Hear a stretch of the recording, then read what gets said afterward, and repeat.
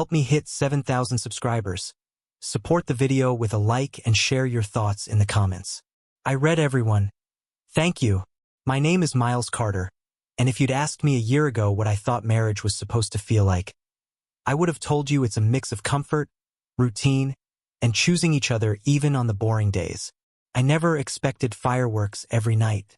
I just expected a partner who wanted to share her life with me. That's all I ever tried to be for Arya.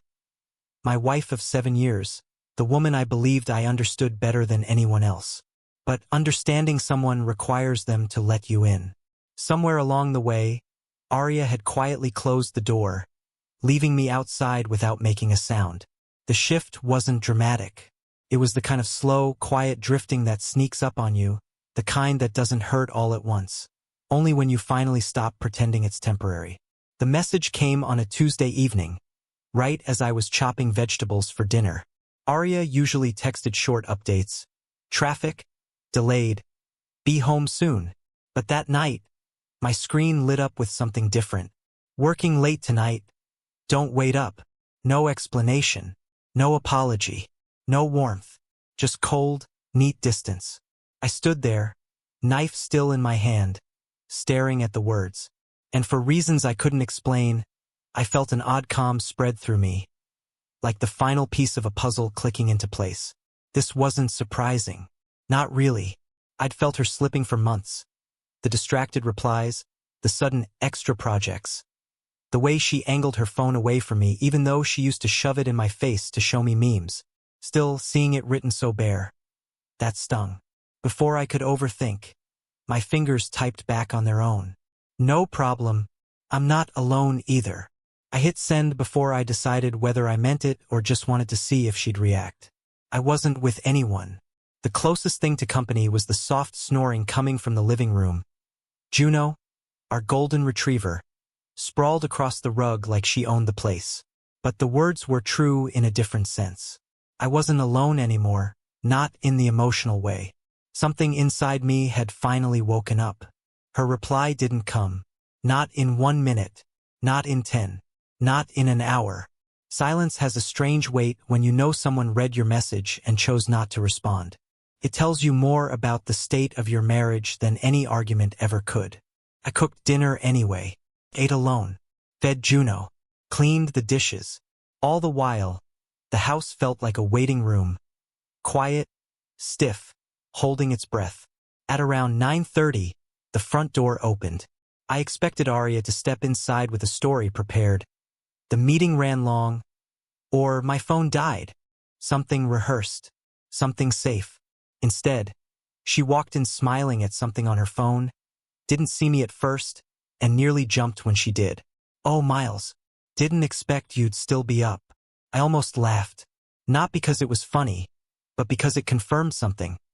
She wasn't just drifting. She was living in a separate reality where I'd become an afterthought. Who were you texting? I asked casually, not accusing, just curious.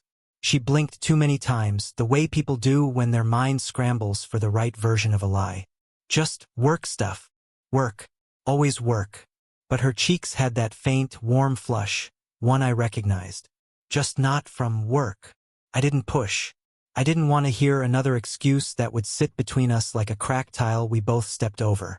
Instead, I said, "Got your message." Her eyes sharpened a little. "About working late?" "No," I said. "The other part." She froze for a split second. Barely noticeable, but I'd known her long enough to catch it. Her hand tightened around her purse strap. "Oh, right." She forced a laugh. "Who were you with?" I looked at her calmly. "Why does it matter?" Her expression flickered. Surprise, insecurity, something almost like jealousy. That reaction told me far more than any of her smooth explanations ever had. She didn't ask if I was okay. She didn't ask if something was wrong. She only wanted to know whether I had someone else. For months, I'd been feeling invisible. Now suddenly, she was looking at me. "Were you actually with someone?" She repeated, softer, as if afraid of the answer. I didn't lie. I also didn't offer comfort. "I wasn't alone," I said quietly. "That's all you need to know." Arya opened her mouth, closed it, then tried again. Miles, what are you implying? But before I could respond, Rowan, my younger sister, called. Her name lit up the room like a reminder of the world outside the fog of this marriage. Arya stared at the screen, then at me. And there it was again, that flicker of something she hadn't shown me in months. Concern. Not compassion. Not love. Possessiveness. I didn't answer her questions. Not yet. For the first time in a long time, I let her sit with uncertainty. Because I'd been sitting with mine for far too long. I stepped back from the kitchen, letting the tension hang in the air like dust motes in a beam of light. Arya stayed frozen by the counter, phone dangling, eyes wide. For months, I had replayed these moments in my head, imagining every possible confrontation. Yet, here it was real, quiet, and somehow more powerful than any imagined scenario. Do you want to talk about it? She finally asked, her voice small, almost hesitant. I shook my head. Not tonight. Her shoulders sagged. I could see the relief in her posture, not mine. Relief that I wasn't going to demand answers. Relief that she could retreat into silence without me challenging her. That was the cruel truth. Our marriage had been a series of silent retreats for both of us. And now she realized she wasn't the only one capable of them. I grabbed a glass of water and moved toward the living room, letting Juno follow me. My mind was strangely clear. For the first time in months, maybe years, I didn't feel anxious or resentful. I just felt free in a way that was almost foreign. I didn't need fireworks. I didn't need dramatic confrontations. I needed acknowledgement, small, simple recognition that I existed and that my emotions mattered. And tonight, that acknowledgement came from nowhere. From silence. About 30 minutes later, she appeared in the doorway of the living room. Miles, her words faltered. She wasn't angry. She wasn't pleading. She was cautious, as if stepping into territory she hadn't visited in years. I didn't turn to face her immediately. Yes, I said, calm but firm. She took a hesitant step forward. I don't know how we got here. I didn't mean for us to drift. Like this. I let that hang in the air. Truthfully, I wanted to tell her everything I had bottled up. The nights I had lain awake watching her scroll through her phone instead of talking to me. The dinners eaten in silence. The intimacy that had evaporated like mist. But there was no need. She already knew. Everyone in our house knew. Even Juno seemed to understand, whining softly as she nudged my leg for attention. Arya, I said finally, voice low and steady. We didn't get here overnight, and it wasn't just one of us. We stopped trying for each other long before tonight. You worked late, I waited. You laughed less, I withdrew. We stopped holding the small moments close, the little things that once mattered. And now, I let my words trail, watching her carefully.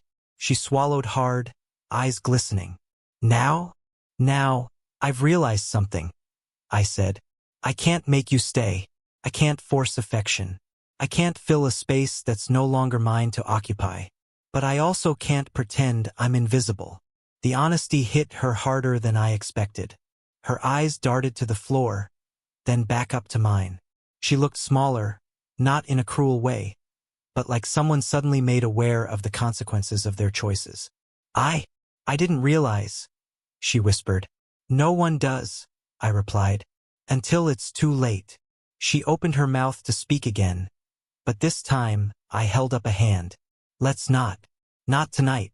Not with these words. My gaze softened, but my posture stayed strong.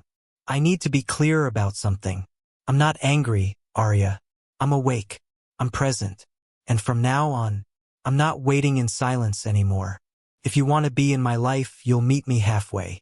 Otherwise, we'll adjust. Quietly, respectfully. That's it. She nodded, tears threatening but unshed. I could see the flash of guilt, the recognition that she had underestimated me, underestimated what patience could become when stretched to its breaking point. That night, I didn't sleep in anger. I didn't lie awake imagining what I could have done differently. I didn't scroll through old texts or replay conversations like a broken record. Instead, I read a book, made Juno her favorite spot by my side, and for the first time in a long time, felt the house was truly mine. Not owned, not dominated, not emotionally hostage to anyone else's choices. The next morning, Arya left early for work. She kissed me on the cheek. A small, fleeting gesture, nothing like it had been years ago, but it was sincere. I acknowledged it with a nod and a small smile. It wasn't the reconciliation she might have hoped for, and it wasn't a declaration of victory on my part. It was acknowledgement of reality. Mutual respect, even in the absence of romance, was enough for now. And in that quiet space, I found something I hadn't realized I'd been missing for so long. Clarity, freedom, a measure of peace. I wasn't angry at Arya. I wasn't bitter. I wasn't broken. I was awake, and that made all the difference. Sometimes, love doesn't end with fireworks or dramatic confrontations. Sometimes, it ends quietly, with a text, a sigh, a simple acknowledgement that things have changed. And sometimes, that quiet ending is the beginning of something entirely new. I poured myself a cup of coffee, Juno wagging her tail at my side, and I realized, I'm not alone. Not really. Not anymore. And that is enough.